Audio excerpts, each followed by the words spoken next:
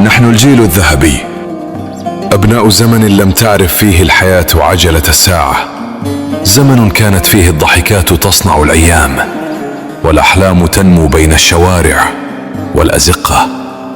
كنا نلعب في الشارع مع الأصدقاء، نركض، نضحك، نصنع متعة اللحظة، نستكشف كل زاوية، ونبتكر عالمنا الخاص بعيدا عن الشاشات والإشعاعات الزرقاء.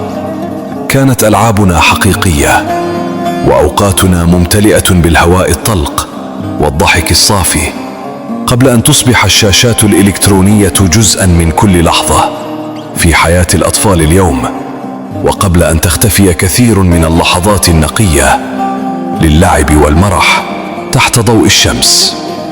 التلفزيون قناة واحدة، الكاسيت، الراديو، المجلات كانت نوافذنا على العالم.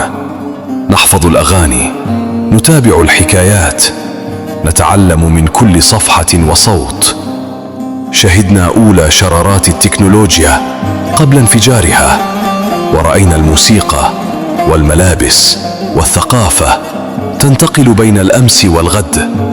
كنا نشارك اللحظات بكل فرح وفضول، نعيش بين عالم بسيط ودافئ وعالم حديث بدأ يتشكل، فنشأت فينا مرونة وفهم للآخرين، وحنين خاص لا يلمسه إلا من عاش تلك اللحظات الذهبية.